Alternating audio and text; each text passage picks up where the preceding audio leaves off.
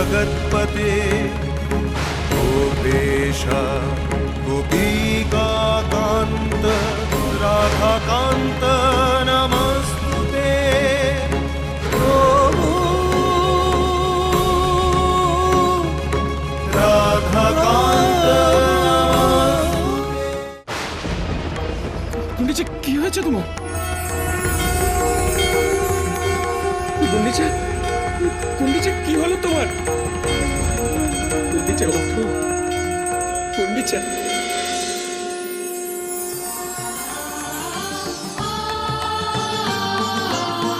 জাগো হে মমতাময়ী মা, দেখো আমি তোমার বাঁধনে এসে ঠিক ধরা দিলাম। জাগো হে জ্যোতির্ময় নবরূপ এই বিকল্প মূর্তি তুমি যখন খুশি তোমার ইচ্ছে অনুসারে শ্রী মন্দিরের বাইরে নিয়ে যেতে পারো মনে আসে। তবে এই তিন মূর্তির তিন স্বতন্ত্র নাম থাকবে। পূর্ণ প্রকাশ হয় জাগো। জগন্নাথ মূর্তির নাম হবে মদনমোহন। বলরাম মূর্তির নাম হবে রামকৃষ্ণ। আর এই সুভদ্রা মূর্তির নাম হবে ভূদেবী।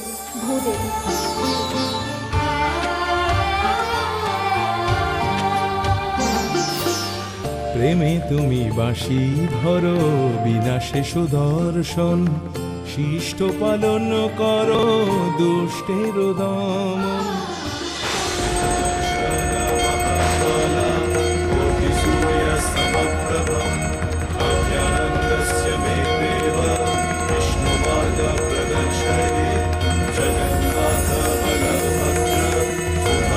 चक्ररूपिणे साधुब्रह्मस्य रूपाय चतुर्धावर्तये नमः।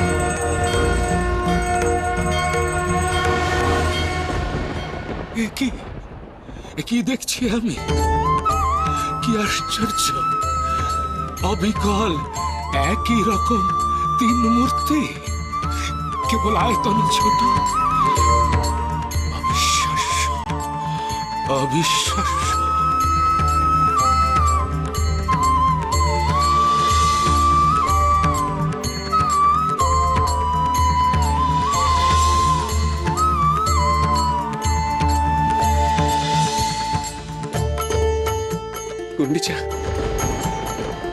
গুন্ডিচা ওঠো, গুন্ডিচা ওঠো, গুন্ডিচা।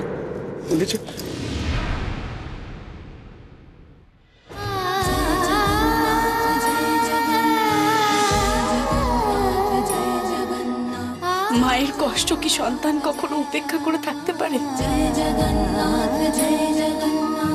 অন্য রূপ ধরো তুমি ক্ষুধিতের মুখে, করুণা ধারায় নামো এ ধরার বুকে। তুমি সৃষ্টি, তুমি স্থিতি, তোমাতি লয়, বিশ্ব গায় কি সুরে জগন্নাথ জয়, বিশ্ব গায় কি সুরে জগন্নাথ জয়। মহারাজ, মহারানী, আর তো কোনো সমস্যাই রইল না। একই মূর্তি, শুধু আয়তনে ছোট, অবিকল এক মূর্তি। এখন এই মূর্তি নিয়ে চন্দন যাত্রার জন্য সরোবর ভ্রমণ, সে তো নির্দ্বিধায় নির্বিঘ্নে হতে পারে। আর কোনো সমস্যাই নেই।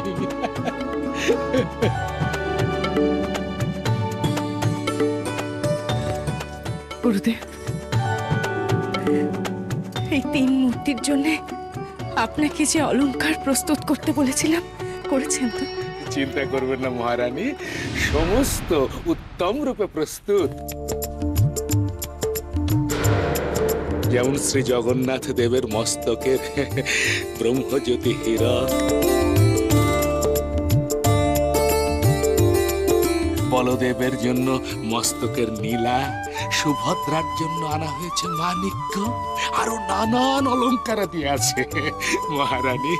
যেমন শ্রী জগন্নাথ দেবের শ্রী চরণের জন্য শ্রী পায়র, মস্তকের জন্য কিরীটি, এছাড়া আছে সূর্য, চন্দ্র, কণ্ঠমালী, কদম্ব মালিকা। নিশ্চয়ই সব রত্নরাজি, রত্ন সম্ভার ওই রত্ন ভাণ্ডারে আছে। না জানি আরো কত কত রত্নরাজি সেই রত্ন ভাণ্ডারের মধ্যে রয়েছে চন্দ্রকেতু। আমাদের সেসব রত্ন সব আত্মসাৎ করতেই হবে, করতেই হবে। তালিকা, চন্দ্রিকা, আরো নানান অলংকার সমূহ রয়েছে। আপনি আপনি মনের আনন্দে 3 মূর্তিকে সাজান মহারানী।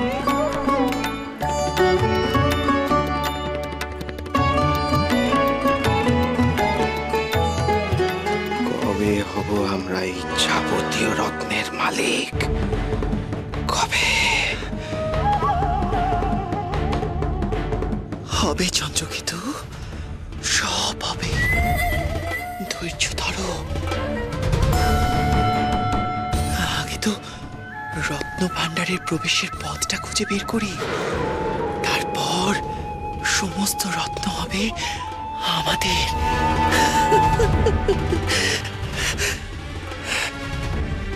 এখন এখন শুধু এই চন্দ্রযাত্রা শেষ হওয়া পর্যন্ত অপেক্ষা, অপেক্ষা চন্দ্রকেতু, অপেক্ষা।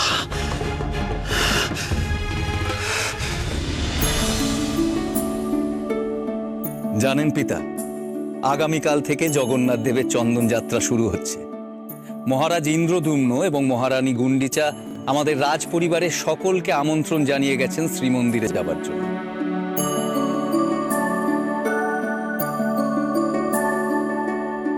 সকালে সবারই জগন্নাথ দেবের চন্দন চর্চিত রূপ দর্শন হবে, আর সন্ধেবেলায় পুণ্য লাভ হবে প্রভুর নৌকো বিহার দর্শন। মহারাজ ইন্দ্রদ্যুম্ন আমন্ত্রণ না জানালেও আমি অবশ্যই যেতাম, কারণ প্রভু জগন্নাথ দেব আমাদের সকলের দেবতা। তার দর্শনের জন্য কোনো আমন্ত্রণের প্রয়োজন পড়ে না, আমরা সকলেই যাব। অনুমতি পেলে আমারও একটা নিবেদন ছিল। বলো। আমিও যাব জগন্নাথ দেব দর্শনে। আমার বড় স্বাদ তাকে দর্শন করা। যাবি যাবি, অবশ্যই যাবি। দেব দর্শনে আপত্তি কেন করব? শুধু তুই নয়, রাজ পরিবারের সব দাসদাসীরাই যাবে। আমারও বহুত দিনের বাসনা জগন্নাথ দেবকে দর্শন করার।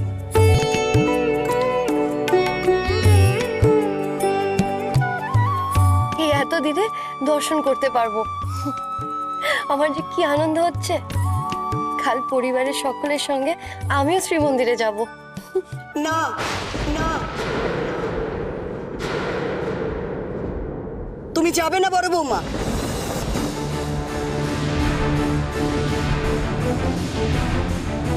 একে অকাল বিধবা, যার মুখ দর্শনে অযাত্রা হয়, সে কিনা যাবে এমন শুভ অনুষ্ঠানে? হ্যাঁ,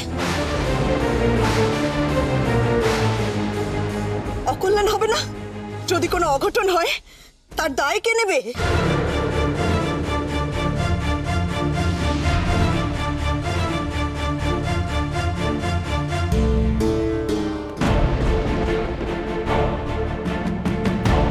রাগ করবেন না মা, বলেই ফেলছি। কার অকল্যাণের কথা চিন্তা করছেন আপনি? স্বয়ং জগন্নাথ দেবী তো জগতের কল্যাণ করেন। তিনি কল্যাণ অকল্যাণের ঊর্ধ্বে, আর আমরা তো তার কাছেই যাচ্ছি। স্বামী সিংহাসনে বসার পর থেকেই দেখছি তুমি প্রায়ই আমার মুখের উপর কথা বলছো।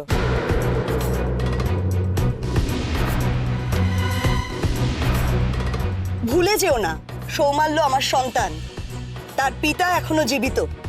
আমার মুখের উপর কথা বলার দুঃসাহস দেখিও না। আমি জানি পরিবারের উদ্ধত বধূকে কি করে বশ করতে হয়। আমি ক্ষমা চাইছি মা।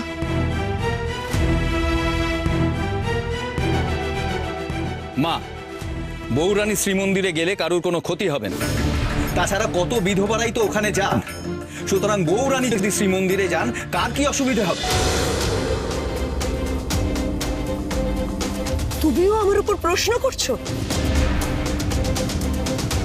তবে শুনে রাখো, সাধারণ প্রজাদের বউদের যাওয়া আর কলিঙ্গ রাজ পরিবারের বউয়ের যাওয়া এক নয়।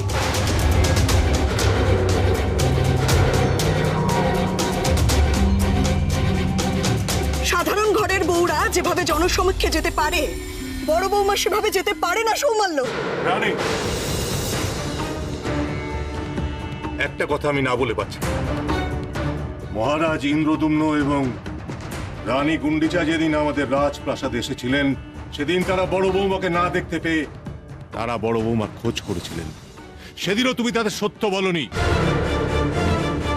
এবারও যদি তারা এসে বড় বৌমার খোঁজ করে, তাহলে তার কি উত্তর দেবে একবার ভেবে দেখেছো? ওরা খোঁজ করবেন না। চন্দন যাত্রার এমন পবিত্র সময় এরা মেয়ে মানুষের খোঁজ কেউ করে না।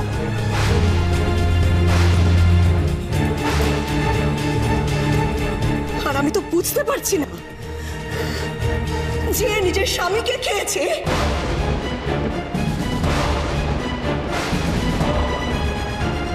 তারা তো আনন্দ উৎসবের কি আছে?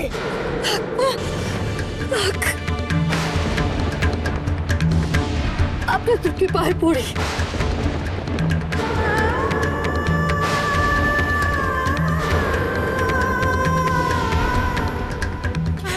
আপনি অমন কথা বলবেন না।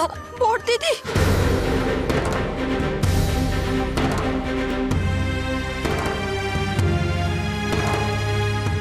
মা, তোমাকে কেন বারবার এক কথা বলতে হয়? দাদা যুদ্ধক্ষেত্রে দেশ রক্ষার্থে শত্রুর হাতে প্রাণ দিয়েছিলেন। শত্রু আমার বীর দাদার প্রাণ নিয়েছিল, বৌরানী নয়।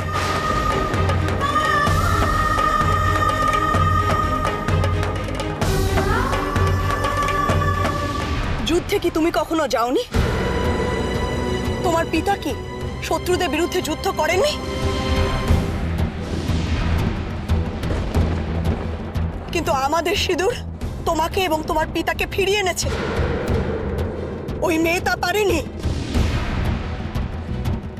কারণ সে অভাগী।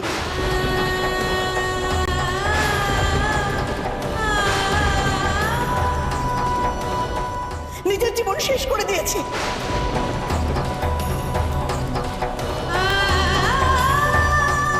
আমার বুক থেকে আমার সন্তানকে ছিনিয়ে নিয়েছে।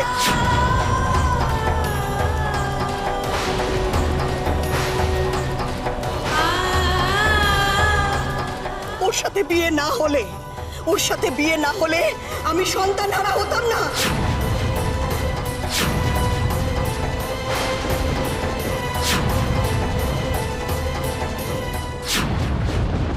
আমি যাবো না মা, আমার ভুল হয়ে গেছে বলাটা। সত্যি আমি অভাগিনী। আমার স্বাদ আহ্লাদ আনন্দে থাকতে নেই।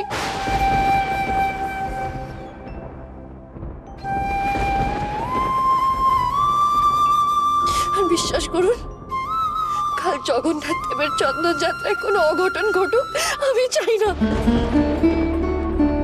আমি আপনাকে কথা দিচ্ছি, আমার এই পোড়া মুখ আমি কাউকে দেখাবো না, কাউকে না।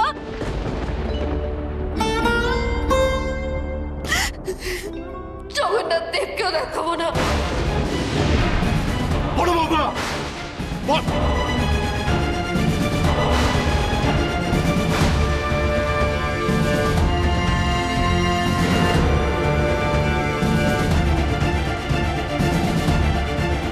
বিধু, আমার পান দে।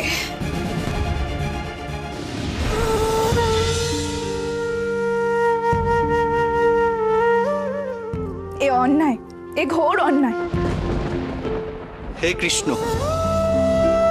হে অনাথের নাথ, আমিও আজ ভগিনী সুভদ্রার সাথে বলছি, করুণাময়ের কষ্ট আর চোখে দেখা যাচ্ছে না। এ তোমার কেমন বিচারে জগদীশ্বর? তোমার চন্দন যাত্রায় সবাই আসবে, ভক্তকুল তোমায় ঘিরে আনন্দে মাতোয়ারা হবে, শুধু ওই অভাগিনী এক কোণে পড়ে থাকবে, কোনো আনন্দই তাকে স্পর্শ করতে পারবে না। অথচ করুণাময়ী চেয়েছিল তোমার চন্দন চর্চিত রূপ দর্শন করবে, নৌকা বিহারে গিয়ে ধন্য হবে। করুণাময়ী কি তোমার করুণা পেতে পারে না হে শ্রীমাধব? শুধু করুণাময়ী কেন, করুণাময়ীর মতো আরো কত অভাগিনী আছে যারা বৈধব্যের নাক পাশে বন্দিনী হয়ে তোমার দর্শন লাভের সৌভাগ্য অর্জন করতে পারেন না। হে করুণা সিন্ধু, দীনবন্ধু, দিনহীন মানুষগুলোকে তুমি করুণা করো, কেন তারা তোমার কৃপালাভ থেকে বঞ্চিত থাকবে? কি হলো কানাই, তুমি চুপ করে আছো কেন? ভক্তের কষ্টে সব থেকে বেশি কষ্ট পায় ভগবান, তাই তো সে ভক্তের ভগবান। তুমি কি করুণাময়ের কষ্টে কাতর নও? কি ভাবছো বলো তো কানাই? আমরা তোমার সঙ্গে এতক্ষণ ধরে এত কথা বলছি, অথচ তুমি কোনো কথাই শুনছো না বলে মনে হচ্ছে। কি দেখছো অমন করে বলো তো?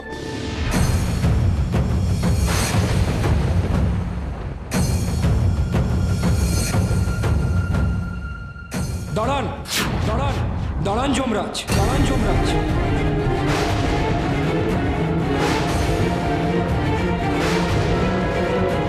আপনি আর এগোবেন না যমরাজ। যমরাজ,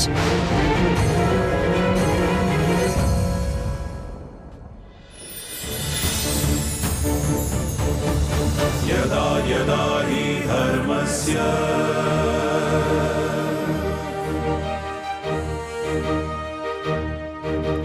ग्लानिर्भवति भारत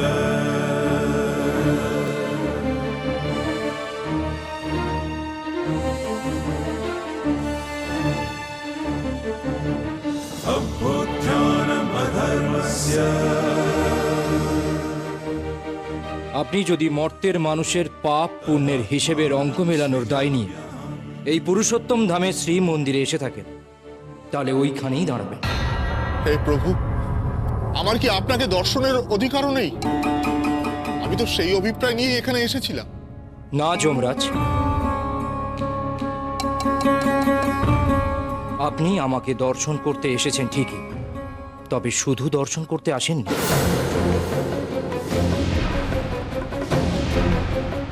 শুধুই যদি আপনি আমাকে দর্শন করতে আসতেন, তাহলে আমি আপনাকে বাধা দিতাম না। আপনি এখানে অন্য উদ্দেশ্য নিয়ে এসেছেন। আপনি অন্তর্যামী প্রভু, আপনার সম্মুখে আমার মিথ্যাচারের ক্ষমতা নেই। কৃষ্ণের কাছে আসার দ্বিতীয় কারণটি কি যমরাজ? দেবী একাদশী আর পাপাসুরের মধ্যে মানুষের পাপ পুণ্য নিয়ে চরম বিরোধ উপস্থিত হয়েছে। সে কি, এই সংবাদ যমলোকে আপনার কাছেও পৌঁছে গেছে যমরাজ? হ্যাঁ বলো। পাপাসুর আমার কাছে এসেছিল অভিযোগ জানাতে। চিত্রগুপ্তও বলেছে দেবী একাদশী আর পাপাসুরের বিরোধের কারণে মানুষের মৃত্যুর পর জমালয়ে তাদের পাপ পুণ্যের বিচার নিয়ে সমস্যার সৃষ্টি হচ্ছে।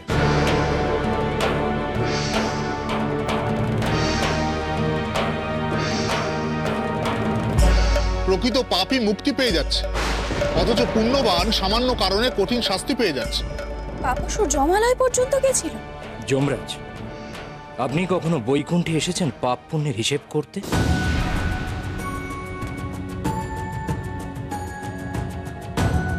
না প্রভু, কখনো যাইনি। জেনে রাখুন, এই শ্রী মন্দির হলো কলিযুগের নববৈকুণ্ঠ। এখানে সর্বদা আমি অবস্থান করি, তাই এখানকার বাতাসে সর্বদা মোক্ষ বিরাজ করে। এখানে আর কোনো কিছু থাকে না, কোনো পাপ নেই, কোনো পুণ্য নেই। জন্ম জন্মান্তরের জীবনচক্র থেকে শুধুই রয়েছে প্রাণীকুলের মুক্তি।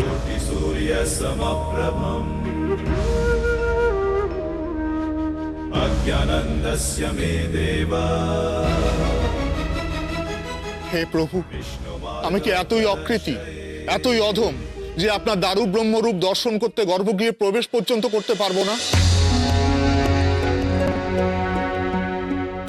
কত পাপী তাপী উদ্ধার পেয়ে যাচ্ছে আপনার শ্রীরূপ দর্শন করে, সেখানে আমার বাসনা পূরণ হবে না?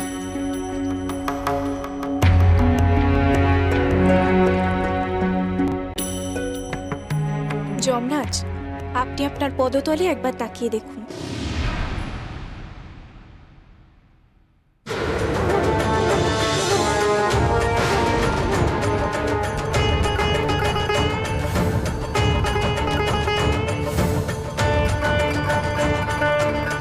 হে কি প্রভু, আমার পায়ের তলার শিলা এমন কৃষ্ণবর্ণ ধারণ করেছে কেন?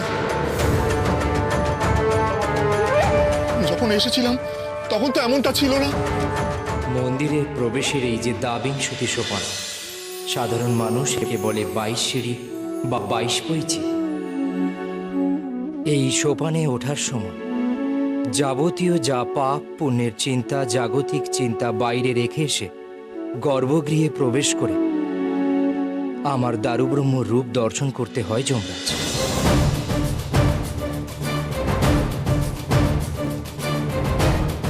কিন্তু আপনি তো তা করেননি। আপনার সেই চিন্তাতে সোপানের ওই অংশ কৃষ্ণবর্ণ শিলায় রূপান্তরিত হয়েছে। প্রভু, আমি তো আপনারই ন্যস্ত করা কার্য সম্পাদন করি, এতে আমার কি অপরাধ? আমি কেন মন্দিরে প্রবেশ করতে পারবো না? আপনার উপর যে কার্যের ভার দেওয়া হয়েছে তাতে আপনি কখনোই পাপ পুণ্যের চিন্তা ত্যাগ করতে পারবেন না। সুতরাং আপনি কখনোই মন্দিরে প্রবেশ করতে পারবেন না।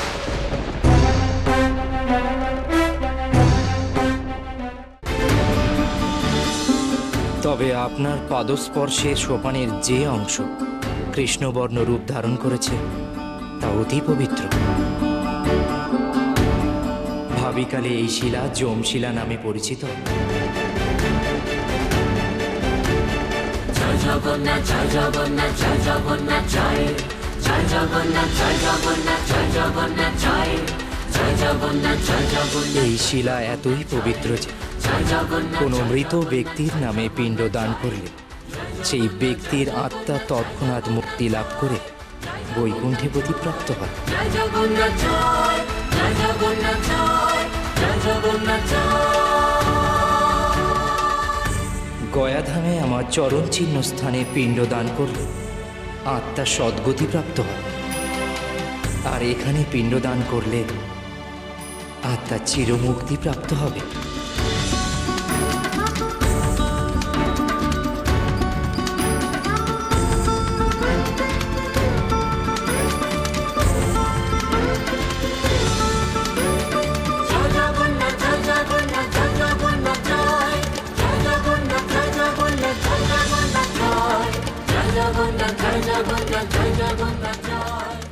বেশ প্রভু, আপনার নির্দেশ অগ্রাহ্য করার ক্ষমতা আমার নেই।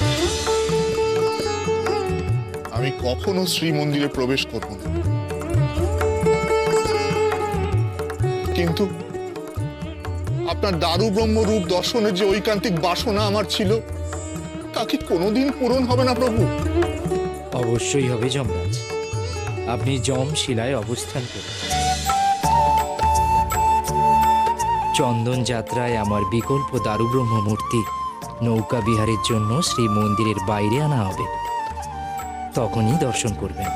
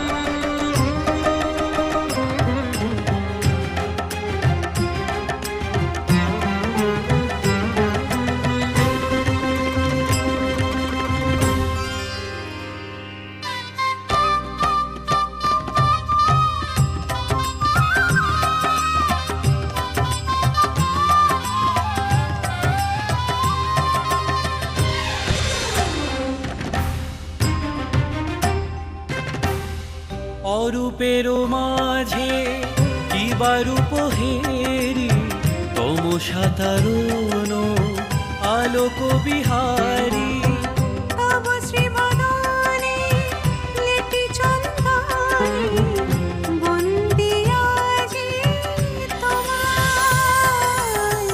জগন্নাথ স্বামী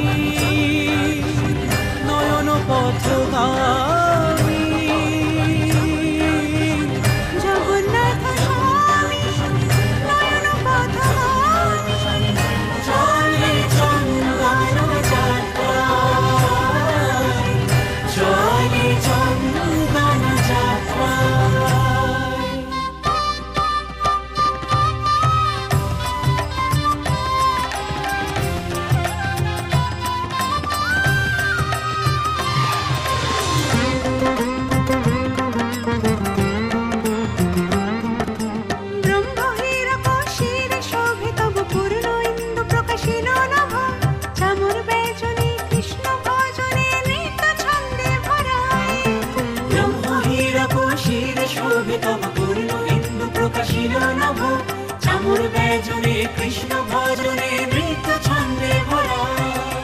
জগন্নাথ স্বামী নয়ন পথগামী চলে চন্দন যাত্রা জগন্নাথ স্বামী নয়ন পথগামী চলে চন্দন যাত্রা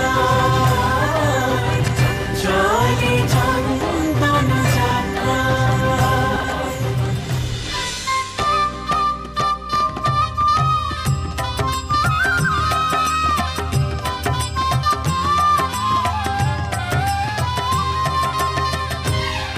তো এত চন্দন বাটা জগন্নাথ দেবের জন্য নিয়ে এসেছো? আমাকেও তো তার থেকে একটু দিতে পারো ললিতা। গ্রীষ্মকালে বুঝি আমারও গরম লাগে না? কত শখ না তোমার? কোথায় প্রভু জগন্নাথ দেব আর কোথায় তুমি কানাই? প্রভুর জন্য আনা চন্দন তোমাকে দিতে যাব কোন দুঃখে শুনি? ও আচ্ছা, এখন শুধুই জগন্নাথ দেব, তার প্রতি তোমার এত দরদ, আর আমি বুঝি তোমার কেউ নই? আমি না তোমার সখা? এই কানাই, তুমি এখন এখান থেকে এসো তো, বিরক্ত করো না পুজোর সময়। দেখতে পাচ্ছ না পুজো হচ্ছে? কি আমি তোমায় বিরক্ত করছি? বেশ, আমি চললুম, কিন্তু মনে রেখো অবন্তীনগর থেকে বিদ্যাপতির সংবাদ কিন্তু তোমায় এনে দেবো না। হ্যাঁ,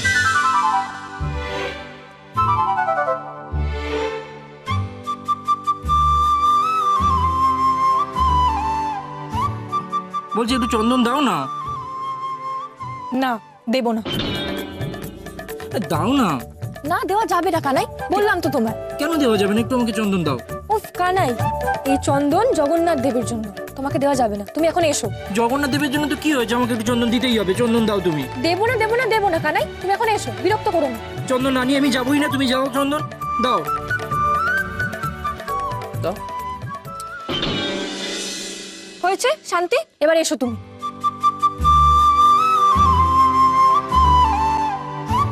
বাবা, একটু চন্দন চাইলাম বলে এইটুকুই দিলে? দিতে হবে না, যাও। আমি বরং মায়ের কাছে যাই। দেখো না, দেখো মা কেমন চন্দন লাগিয়ে দিচ্ছে সুন্দরভাবে, দেখো।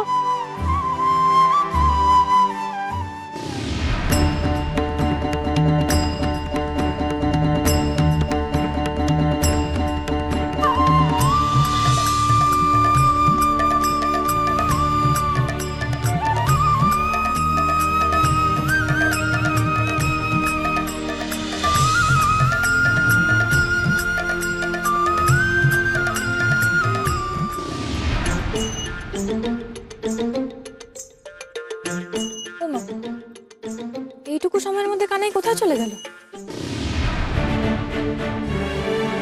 কানাই, কানাই,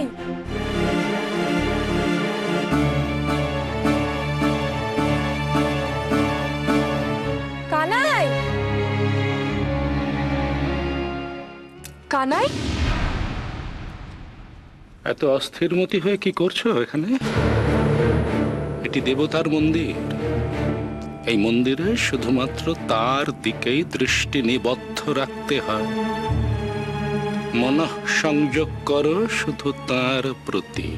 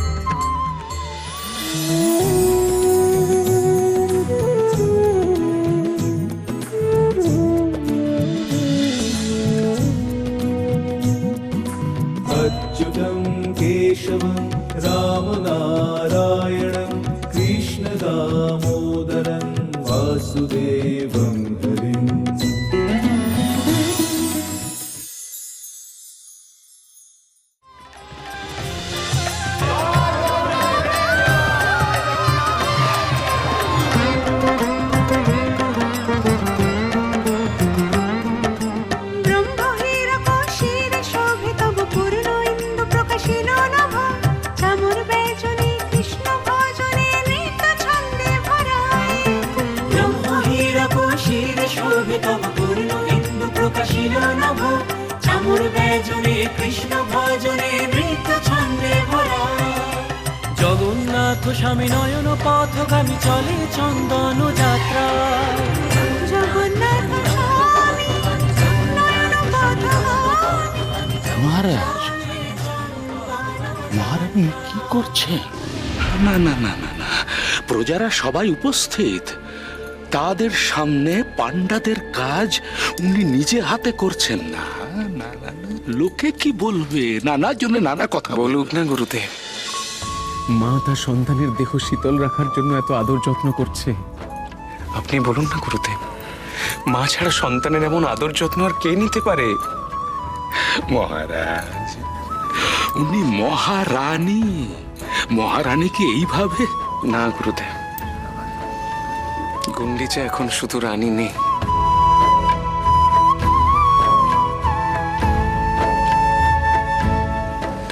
গুন্ডিচার এখন একমাত্র পরিচয় যে সে শুধু মা।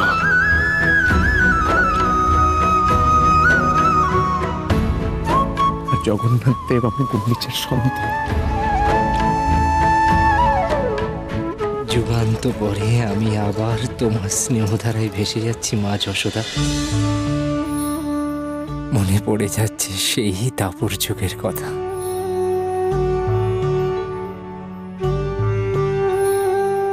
আমি জগতের নাথ হতে পারি, ভক্তদের আবেগ অপার ভালোবাসায় আমিও যে দ্রবীভূত হতে চাই মা গো।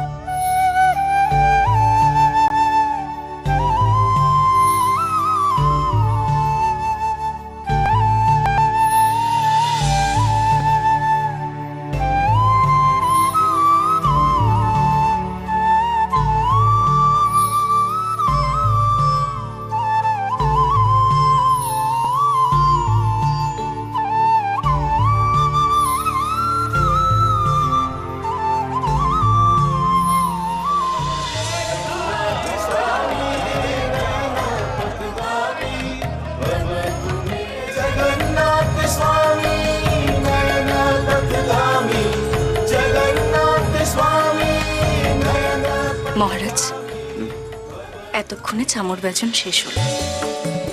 আজ সূর্যাস্তের পর জগন্নাথ দেবের সন্ধ্যারতি হয়ে গেলে নৌকা বিহারে বেরোতে হবে। আপনি সব ব্যবস্থা করে রেখেছেন তো? অবশ্যই রানী, ও নিয়ে তুমি একদম চিন্তা করো না। প্রভুর নৌকো বিহারের জন্য ময়ূরপঙ্খী নৌকোর ব্যবস্থা করা হয়েছে। আমার কেমন যেন বড় ভয় করছে মহারাজ। সন্ধ্যার আধারে জলের মধ্যে নৌকায় 3 মূর্তি, যদি কোনো অঘটন ঘটে যায়। ঘটবে না রাজগুরু, যতক্ষণ আমার জগন্নাথ আছে ততক্ষণ শ্রীমন্দিরে বা সরোবরে কেন, সমগ্র পুরুষোত্তম ধামে কোনো অঘটন ঘটবে না, ঘটতে পারে না। আপনি নিশ্চিন্তে থাকুন। রানীমা, এবার জগন্নাথ দেবকে ভোগ নিবেদন করি। হ্যাঁ কর, বাইরে অনেক ভক্ত অপেক্ষা করে আছে জগন্নাথ দেবের মহাপ্রসাদ গ্রহণ করবে বলে। তাদের আর অপেক্ষা করিয়ে রাখাটা ঠিক হবে না। চলুন মহারাজ, আমরা ভোগ নিবেদন করে ধন্য হই।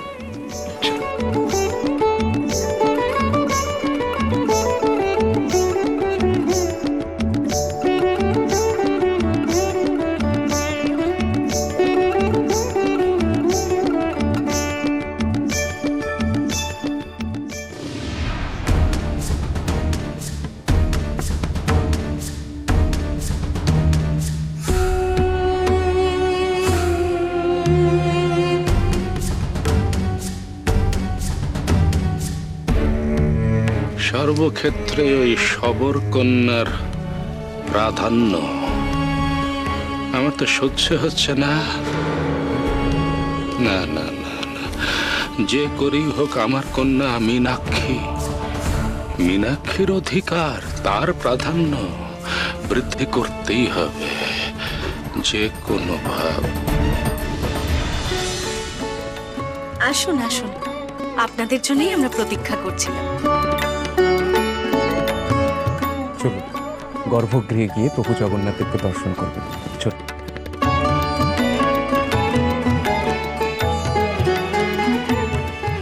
চম্পাবতী, বড় বউ ঠাকুরনকে তো দেখছি না। উনি কি আজও এলেন না?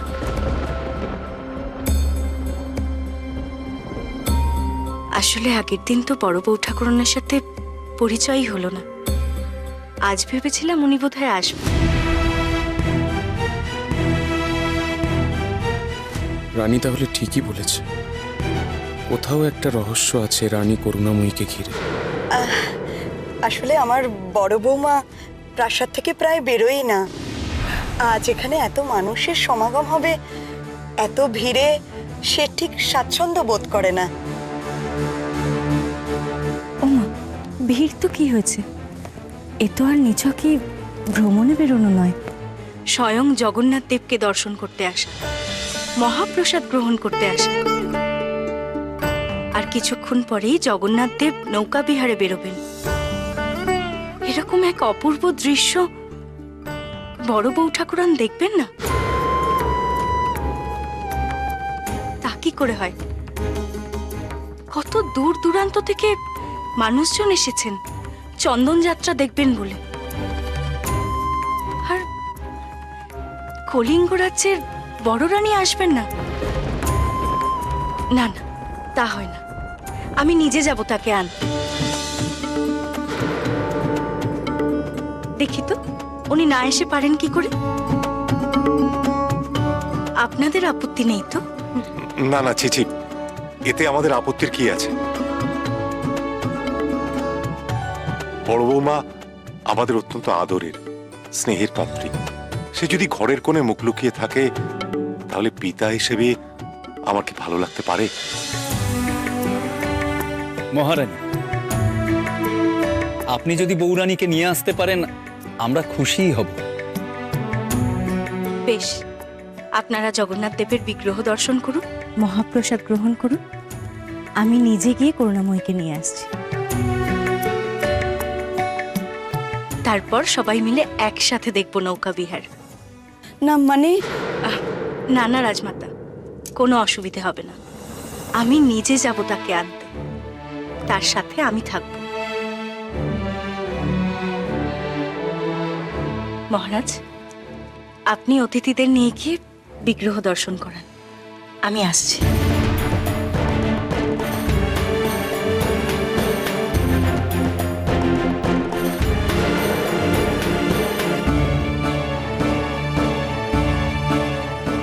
সৌমাল্যদেবের পারিবারিক সমস্যা থাকতে পারে রানী করুণাময়ীকে নিয়ে।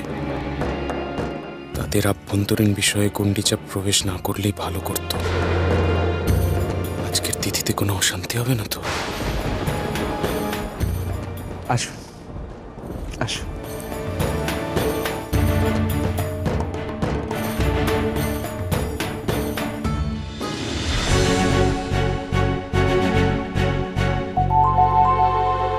এ কি, তোমরা এখনো তৈরি হওনি? এদিকে বেলা যে বয়ে গেল, সূর্যাস্তের আর বেশি দেরি নেই। একটু পরেই জগন্নাথ মূর্তি চন্দন যাত্রায় বেরোবে, আর এটাই সঠিক সুযোগ। তখন কেউ গর্ভগৃহে থাকবে না। আমাদের এখনই প্রাসাদ থেকে মন্দিরে যেতে হবে।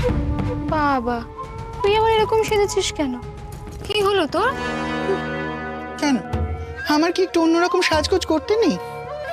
না না, আসলে তোমাকে তো এরকম সাজতে দেখা যায় না, তাই নেহাতি কৌতূহলের বশে ওই প্রশ্নটা করলাম। অন্তরে ভক্তিভাব জাগানোর জন্যই এমন সাজগোজ করেছি। ভক্তিভাব? ঠিক বুঝলাম না। বোঝনি তো? আমি জানতাম তুমি বুঝবে না। গর্ভগৃহে কেউ যদি আমাদের হঠাৎ করে দেখে ফেলে যদি চিনতে না পারে, যেন সন্দেহ না করে, তার জন্যই এমন ভেগ ধরেছে।